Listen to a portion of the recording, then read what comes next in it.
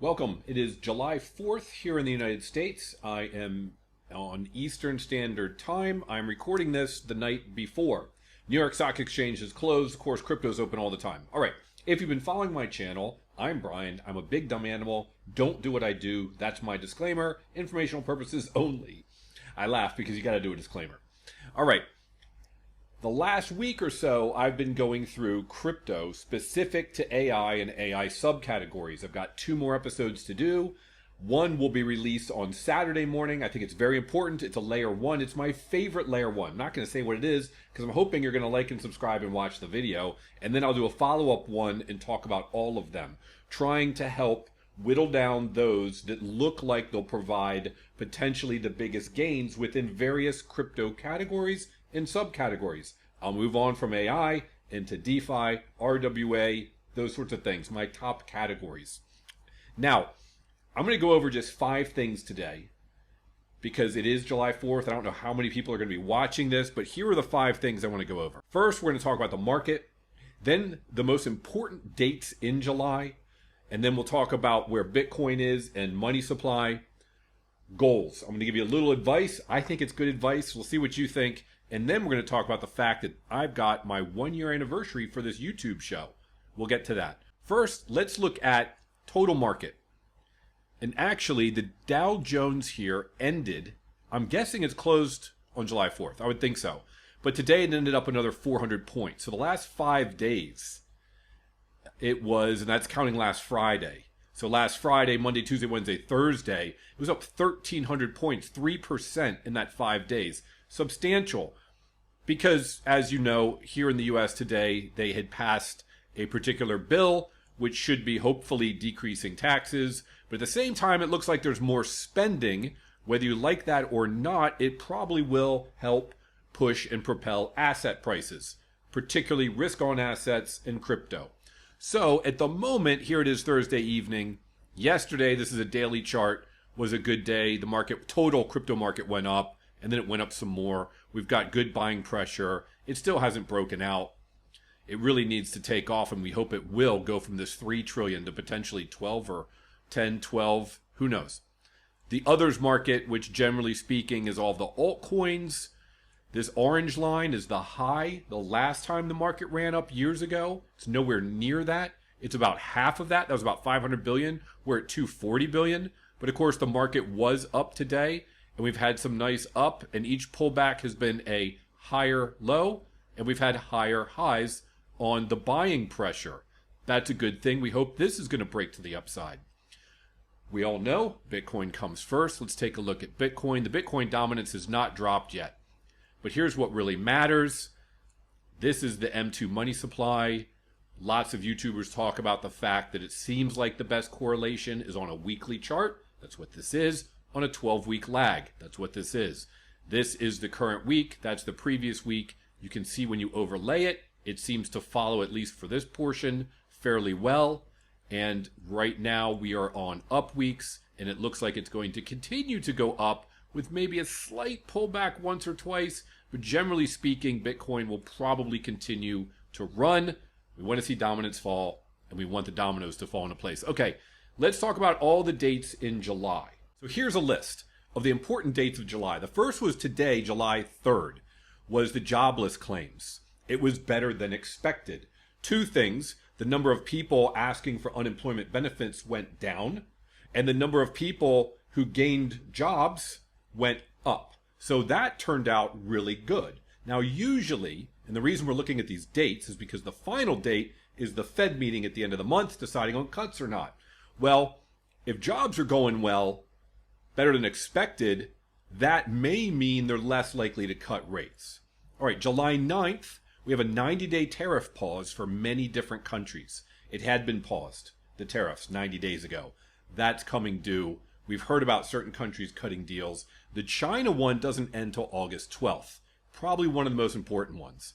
Then, other economic data, consumer price index on the 15th, producer price index 16th, June retail sales, are people buying stuff, 17th, 18, housing starts and building permits.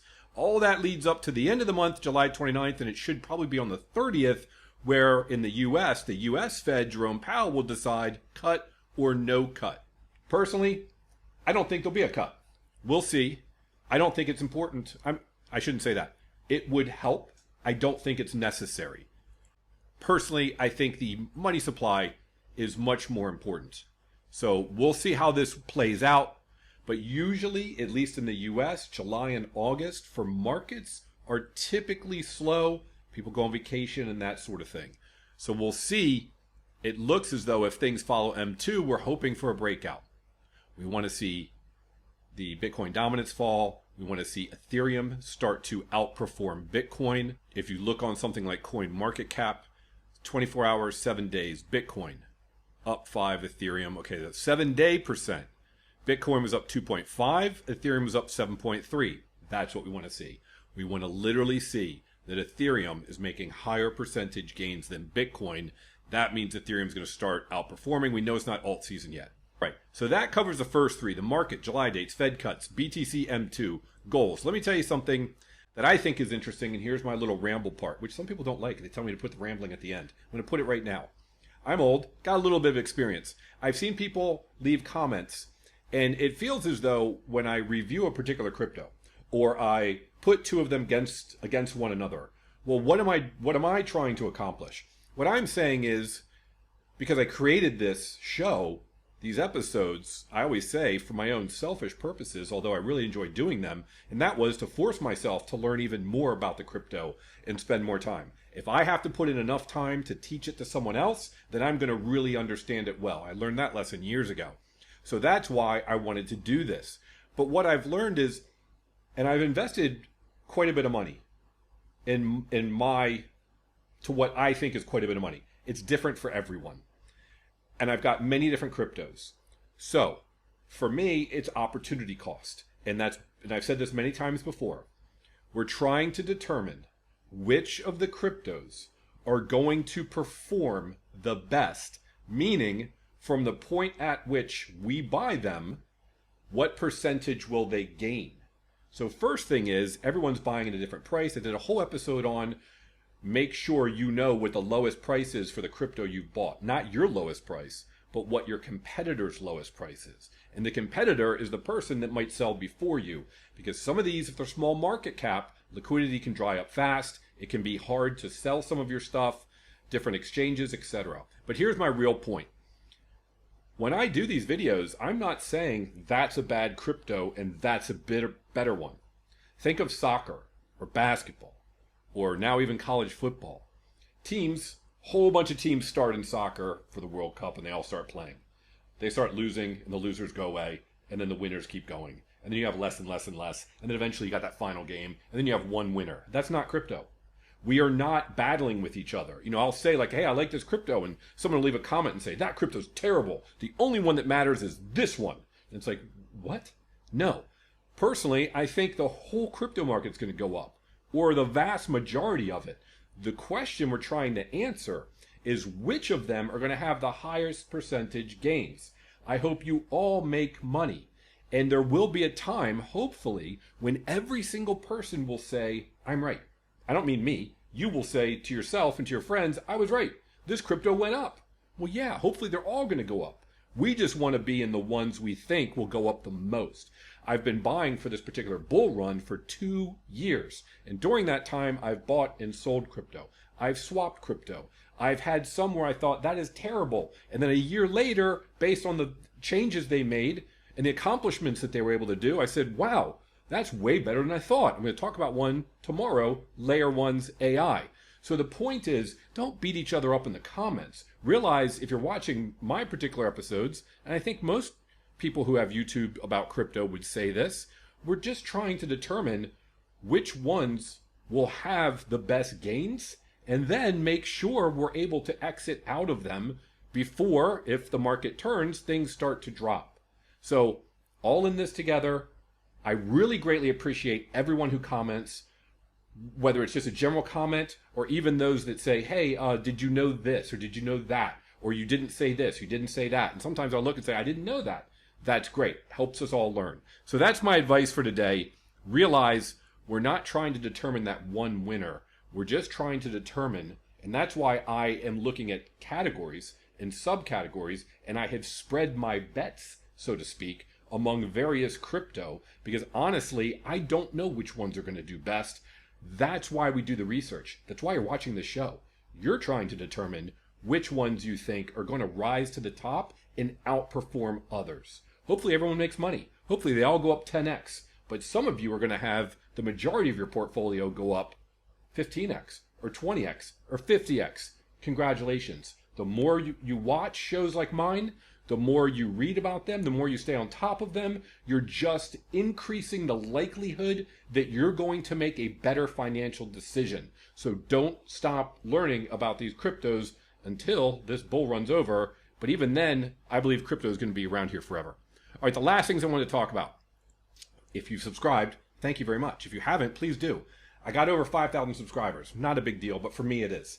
And I'm cruising towards 10,000 pretty fast. So if you don't mind, please do hit the like button, leave comments. But over this weekend, July 4th weekend, if you want to tell people about crypto, if you go to my channel, I have lots of how-to videos trying to explain things to people. Or if you like a particular crypto, please share. Send my videos out. It would help me tremendously. If you've got the time and you care enough to do it, I greatly appreciate it.